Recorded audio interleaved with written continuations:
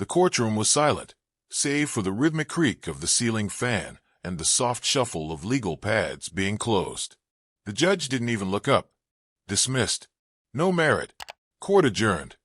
His gavel struck like punctuation, final and indifferent. Across the aisle, the plaintiff, a middle-aged black woman with trembling hands and tearless eyes, lowered her head, not in shame, but in something deeper, exhaustion. Years of hope collapsed in one wooden strike. Judge Harlan Rives adjusted his robe, smug in routine.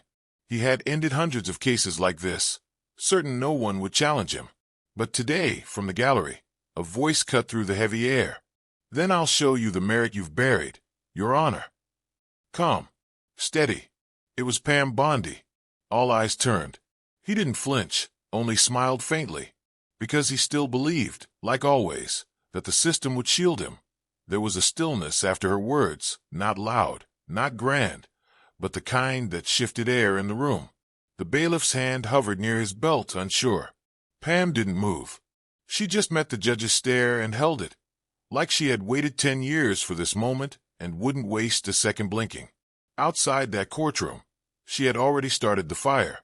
She had filed complaints, made quiet phone calls, and visited retired court reporters who still carried stories in their silence. Most had been too scared to talk. Some cried when she showed them transcripts they'd thought were destroyed. A young legal intern had handed her a flash drive. "I wasn't supposed to keep this," he whispered, but it felt wrong to erase it. For years, Judge Harlan Rives had ended hearings before they began, always in cases where black plaintiffs or underpaid workers challenged the powerful. He'd rewritten decisions, bent procedure, and worn his robe like armor. No one had questioned it, until now. Pam had spent months collecting evidence, redacted testimonies, altered dates, even a pattern of his rulings that mirrored the same language, case after case. Each file alone seemed explainable. Together, they screamed conspiracy. The moment she stood up in court wasn't spontaneous. It was the ignition point. As the hearing ended that day, Pam filed an official request for judicial misconduct review with the state bar and presented sealed documents from 3 past attorneys. She didn't shout. She didn't demand.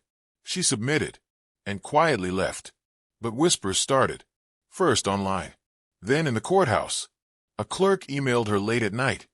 "He did it to my sister in '09. Nobody listened." A former juror messaged anonymously. "He told us, don't waste time. This one's open and shut." But we hadn't even deliberated. The pattern grew legs. A journalist reached out. "You're not crazy. I've been following him for years. Just never had a source brave enough." Pam didn't answer at first. She was tired. But then the editor called. "We'll run it if you give us 10 minutes of him on tape." So she did. A shaky phone recording from a backroom meeting. Rives chuckling with a colleague, calling plaintiffs liabilities and suits that waste our docket. The clip was grainy, but clear. When it leaked online, everything changed. Public outrage. Hashtags. News vans. Suddenly, the judge who ruled in silence was surrounded by noise. And for the first time in years, he looked cornered. The ethics committee set a public hearing. Cameras were allowed. Seats were filled before sunrise. Pam walked in slowly, carrying a worn leather folder. Judge Rives was already seated, shoulders square, eyes glassy with the effort of composure. His lawyer leaned in and whispered, but Rives didn't respond. He looked like a man rehearsing calm in a burning building. Pam stood without being asked. "My name is Pamela Bondi, former prosecutor, private counsel, and witness. No theatrics, just clarity." She opened the folder and began, not with emotion, but with evidence. She presented court transcripts, 3, then 5, then 12, all bearing identical dismissal language. These rulings were issued within 3 minutes of opening statements. No hearings, no deliberations, just judgment. Her voice didn't rise. She wasn't performing. She was remembering. He closed the door before the truth could enter. Rives finally spoke. "This is a coordinated attack. You're turning procedure into persecution." His voice was dry, defensive, lacking its old bite. One of the board members raised an eyebrow. Are you denying the authenticity of these court transcripts? Rives fumbled. I don't recall each ruling. Another member asked, Do you deny this is your voice in the recording? Silence. Then a blink. That tape was taken out of context. Pam stepped forward. Then provide the context. The room froze. It was a simple challenge. He couldn't answer. A witness came forward, a retired stenographer, small and hunched but fierce in gaze. He told me not to log certain objections, said it would confuse the record. I was young. I obeyed. I still regret it. Another witness spoke, a man whose sister's discrimination case was dismissed without hearing. She died thinking she never mattered. That man made sure of it. Pam's final statement wasn't grand. He used silence to win. But silence isn't empty. It's evidence when you know what to listen for. Her eyes didn't waver. The committee chair nodded once. We'll recess for deliberation. But everyone already knew. You could see it in the way Rives sat, smaller, quieter, as if the robe no longer fit. Weeks passed. The ruling came swiftly. Judge Rives was found guilty of multiple counts of judicial misconduct, bias, and unethical rulings. He was stripped of his bench, his pension revoked, and referred to the bar for disbarment proceedings. The press hounded him for days, but he never spoke again publicly. A man who once silenced others with a gavel now answered only with locked doors. Pam didn't celebrate.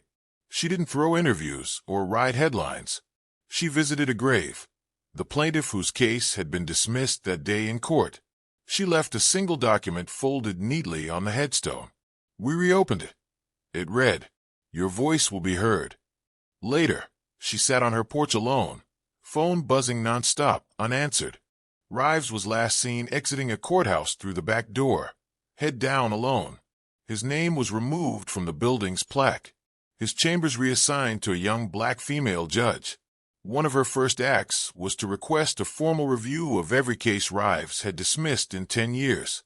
At home, Rives found old newspaper clippings framed on his wall, awards, commendations, smiling handshakes. He took them down one by one. Behind each was a pale outline on the wallpaper, like shadows left by removed pictures. In the silence, he muttered, They were just cases. But the room didn't respond. It never did. The world didn't explode. No fireworks, no protests.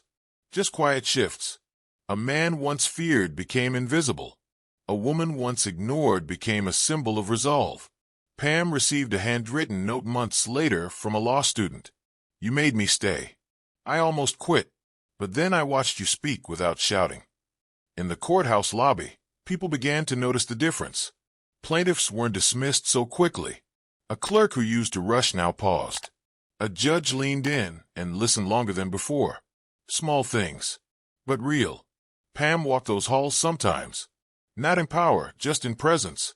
Her strength wasn't in what she said. It was in what she refused to let be buried. And though the walls still held old echoes, there was one less name protecting them. In the end, justice didn't need noise. It just needed someone who wouldn't look away.